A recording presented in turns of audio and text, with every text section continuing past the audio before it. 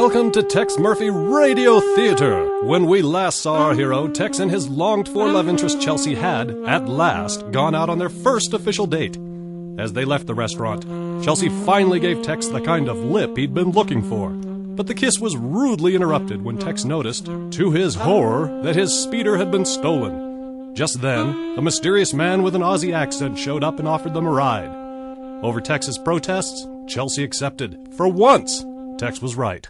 High above the city, the man pulled out a gun, shot Chelsea, then turned and fired at Tex. And now, as our story resumes, a moonless night, and the fog is rolling in off the Pacific.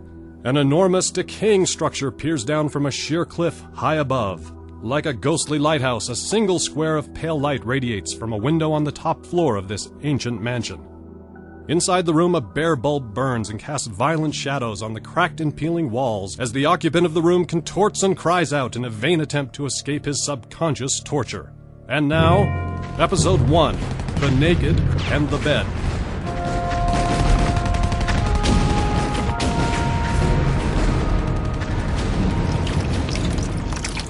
You must not move, Captain Donnelly. Your plane, it was, how do you say, shot down? My name's Merfy. You are badly wounded, monsieur. Lie still while I bathe you. Okay. Yeah, that's... Ooh. Ooh la la. Oh, yeah. Does that please you, mon capitaine? Yeah, that feels real good. Now I know why they call you doughboys. You don't work out Work out much, do you? It was the worst kind of dream.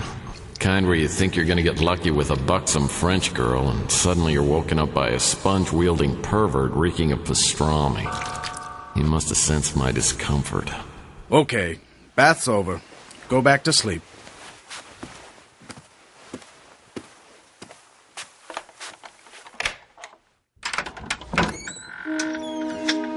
It felt like I'd been dreaming for years. Half the time it was a collage of images, needles, clocks, an old-fashioned rotary dial telephone, a dead body in a boat, girls screaming, eggs covered with diamonds and gems.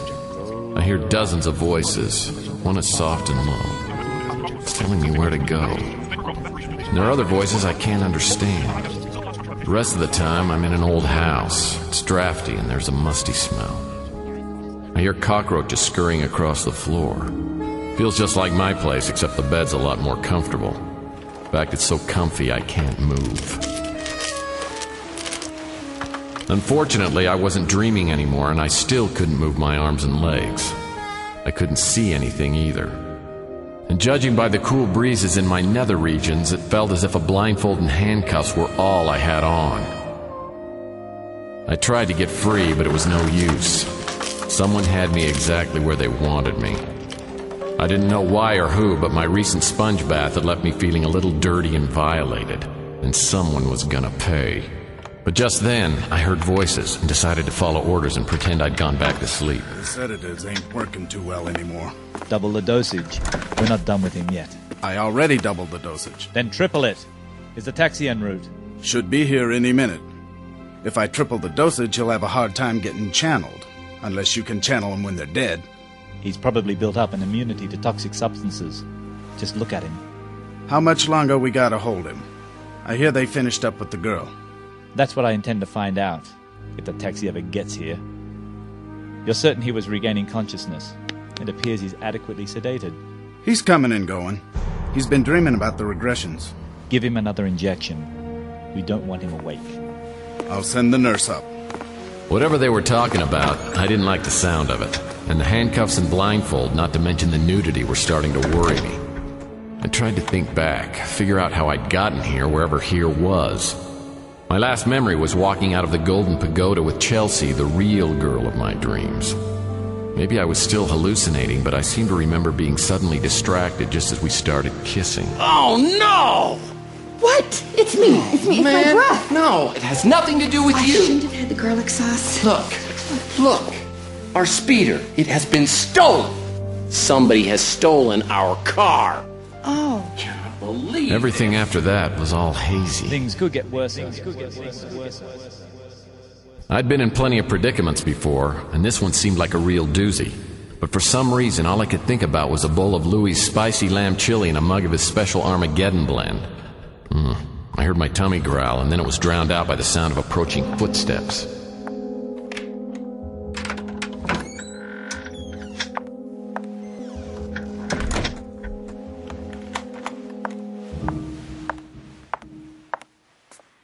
Mr. Murphy, can you hear me? Please, Mr. Murphy.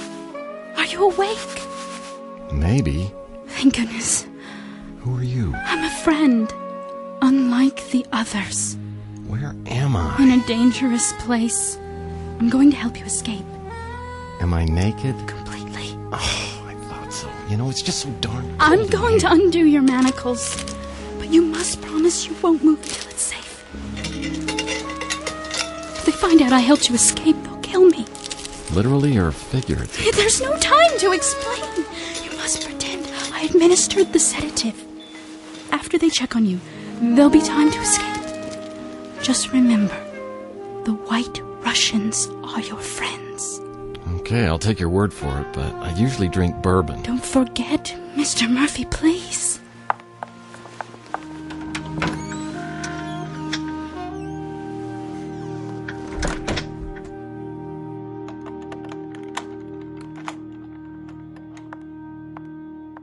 I hadn't been this confused since 10th grade algebra. I'd never been a good student, and I was even worse at following other people's instructions. But I could play dead with the best of them, which is exactly what I did at that moment. Did we go night-night? Mr. Spongebath reached down and tickled the bottom of my foot, apparently to check my state of consciousness. Took all the power I had not to squeal like a schoolgirl. I hadn't shown that much self-control since the last time I saw Chelsea in a black mini and fishnets. Sweet dreams, Mr. Murphy.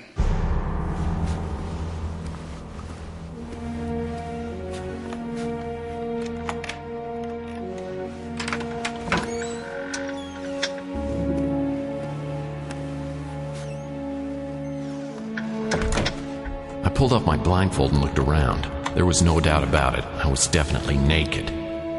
I'd lied about the room being cold, but I didn't feel like walking around in my birthday suit.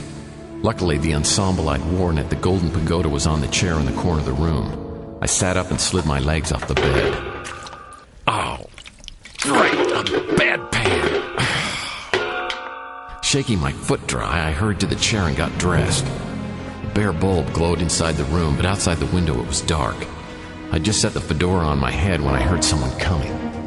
With cat-like reflexes, I climbed out of the window and onto the ledge outside. Not a moment too soon.